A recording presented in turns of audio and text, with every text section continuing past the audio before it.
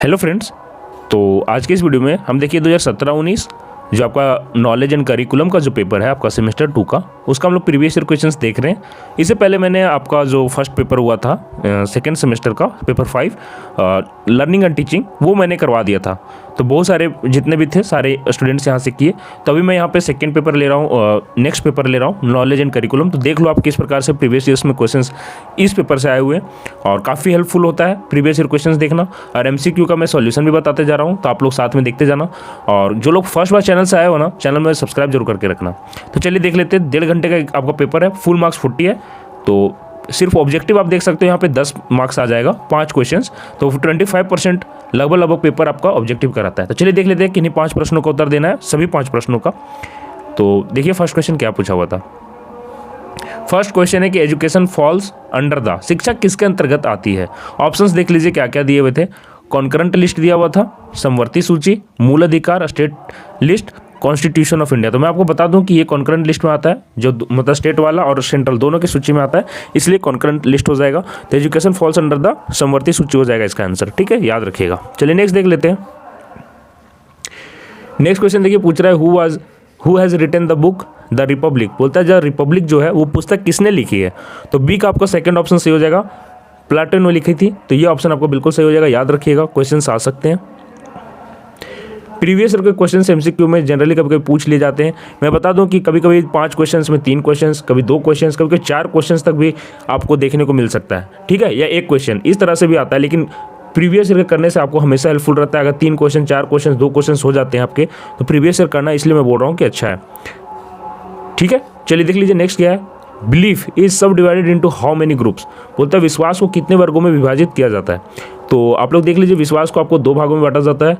आपको बिलीफ को समझ में आया।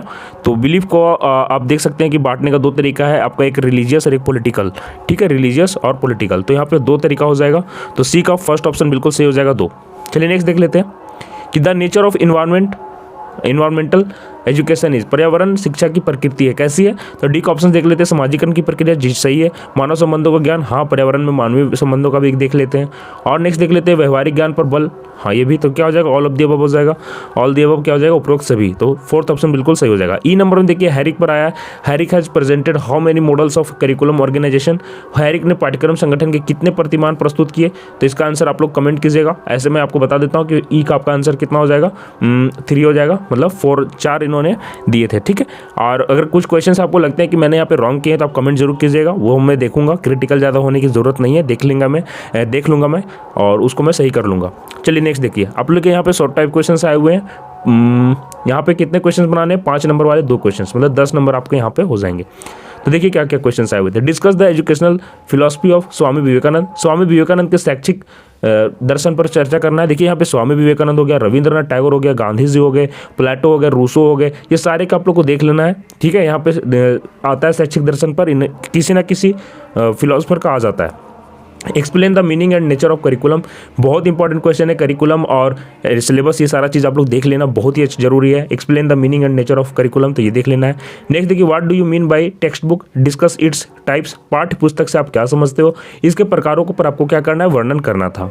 चलिए नेक्स्ट देख लीजिए, discuss curriculum in the context of socio culture chain of students. बोलता है कि विद्यार्थी के सामाजिक सांस्कृतिक कड़ी के संदर्भ में आपको पाठ्यक्रम का आपको क्या करना है, वर्णन करना था। आप लोग बीएड वाले स्टूडेंट के लिए मैं एक और बताना चाह रहा था कि लर्नर्स ग्लोब यूट्यूब चैनल को आप लोग जरूर सब्सक्राइब कर लीजिए। ये बीएड वाले बच्चों के लिए स्पेसिफिकली बनाया गया है। तो मैं बता दूं, लर्नर्स ग्लोब देख लीजिए क्या स्पेलिंग है, LEARNERS, लर्नर्स ग्लोब। आप लोग मैं फिर से बोल रहा हूँ कि जरूर से जरूर सब्सक्राइब कर लीजिए, जितने भी झारखंड के बच्चे हैं, क्योंकि देखिए बीएड की जितने भी वैकेंसीज आएंगी, सेंट्रल लेवल की हो, स्टेट लेवल की हो या फिर आपके झारखंड की हो, सारे का सारे को यहाँ पे कवर किया जाता है। तो मैं बता रहा हूँ कि आप लोग को लर्नर्स ग्लोब को सब्सक्राइब कर लेना है, ठीक है। तो लर्नर्स ग्लोब का आपका आइकन दिख रहा होगा लोगों की इस प्रकार से, तो जाके आप लोग सब्सक्राइब कर लो, सर्च करके चैनल लर्नर्स ग्लोब। ये बीएड वालों के लिए खास करके बनाया हुआ है। चलिए नेक्स्ट क्वेश्चन देखिए, यहाँ पे देखिए आप लोग का ग्रुप सी आ जाता है, लॉन्ग टाइप क्वेश्चंस। यहाँ से 10 नंबर वाले 2 क्वेश्चंस आ जाते हैं, तो 20 मार्क्स आपको यहाँ से बन जाएगा। तो ये भी मतलब कि बहुत इंपॉर्टेंट पेपर भाग कर रखता है। 50% क्वेश्चन समझिए, तो 50% नंबर यहीं से आ रहे हैं। तो लॉन्ग टाइप अच्छे से करके जाना है, 50% पेपर आपका यहीं से आने वाला है। तो किन्हीं 2 प्रश्नों का उत्तर देना है और अच्छे में 500 शब्दों में आपको यहाँ पे आंसर देने के लिए कहा गया है, 500 शब्दों में। तो चलिए देख लेते हैं।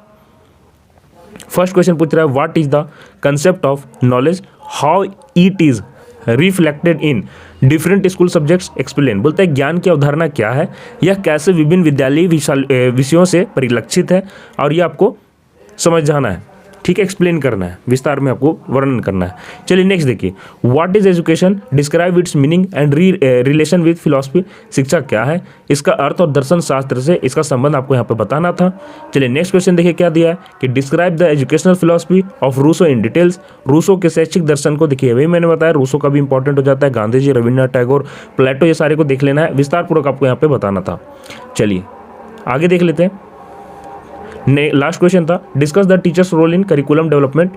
पाठ्यक्रम निर्माण में शिक्षकों की भूमिका का आपको क्या करना है, वर्णन करना है। तो ये आपका क्वेश्चन इस तरह से आपका आया हुआ था 2017 और 19 का क्वेश्चन, ये साल का सेशन का क्वेश्चन इस प्रकार से था। तो चलिए नेक्स्ट सेशन का देख लेते हैं 2018-20 का किस प्रकार के क्वेश्चन आए हुए हैं। तो देखिए ये 2018-20 का है, नॉलेज एंड करिकुलम का। तो चलिए ये भी आपको सेम पैटर्न पर है, 40 मार्क्स के 1.5 घंटा का क्वेश्चन है। और मैं फिर से आपको बता दे रहा हूँ कि लर्नर्स ग्लोब जो भी लोग सब्सक्राइब नहीं किए हो, लर्नर्स ग्लोब आप लोग सब्सक्राइब जरूर कर लें, क्योंकि वहाँ पे सिर्फ और सिर्फ बीएड के कंटेंट वहाँ पे डाले जाते हैं।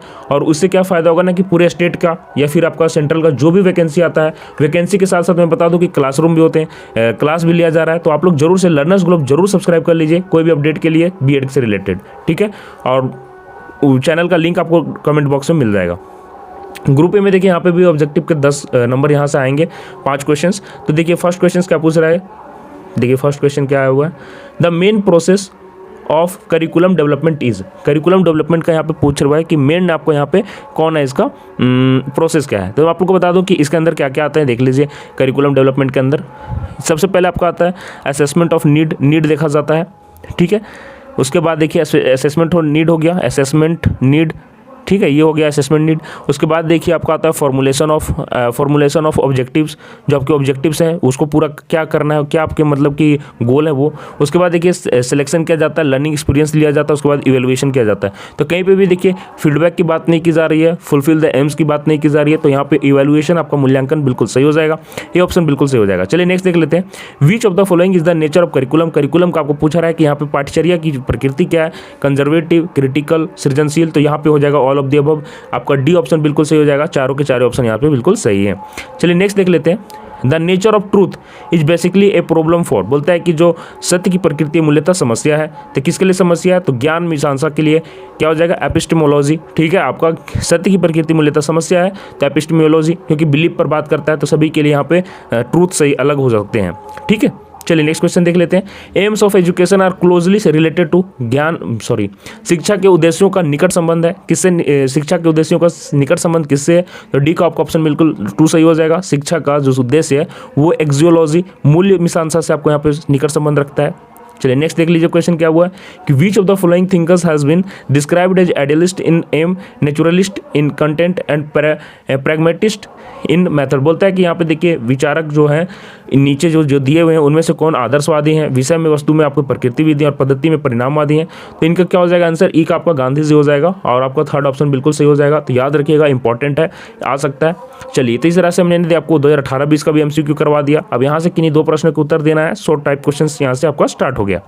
तो चलिए देख लेते हैं, discuss the concept of knowledge according to Mahatma Gandhi. यही मैंने आपको बताया कि महात्मा गांधी हो या फिर आपका रविन्द्रनाथ टैगोर हो, रूसो हो, फिर आपका विवेकानंद हो, प्लेटो हो, सारे का आपको देख लेना है, कोई ना कोई क्वेश्चन यहाँ से आ जाता है। गांधी जी के अनुसार ज्ञान की अवधारणा क्या है, इसकी चर्चा करनी है।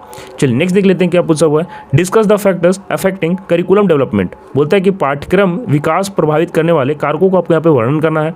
ये देखिए बार बार करिकुलम डेवलपमेंट आ रहा है, तो करिकुलम का अच्छे से आप लोग एक बार पूरे अच्छे से स्टडी कर लेना। Differentiate between information, knowledge and opinion. बोलता है कि सूचना ज्ञान एवं मत के बीच में आपको अंतर स्पष्ट करनी है। नेक्स्ट देखो क्या पूछ रहा है कि discuss national priorities as a determinant of, क्या पूछ रहा है, करिकुलम। पाठ्यचर्या में निर्धारक के रूप में राष्ट्रीय प्राथमिकताओं पर चर्चा करनी थी। नेक्स्ट क्वेश्चन देखिए क्या पूछ रहा है, ग्रुप सी यहाँ से आपका स्टार्ट हो गया है, और यहाँ से लॉन्ग टाइप क्वेश्चंस आपको मिलेंगे देखने को। 10 नंबर के 2 क्वेश्चंस, मतलब 50% पेपर यहीं से आ रहा है। 500 वर्ड में आपको यहाँ पे आंसर देना है 500 वर्ड्स में। What are the basis of curriculum construction, देखिए वही क्वेश्चन फिर से आ रहा है, explain one of them in explain. ठीक है, देखो पाठ्यचर्या निर्माण का क्या आधार है, इनमें से एक की आपको यहाँ पे क्या करना, विवेचना करनी है। व्हाट इज करिकुलम इम्प्लीमेंटेशन, है ना, clarify the role of teacher in curriculum development, पाठ्यचर्या कार्यान्वयन क्या है, पाठ्यचर्या विकास में अध्यापकों की भूमिका को क्या करना है, वर्णन करना है।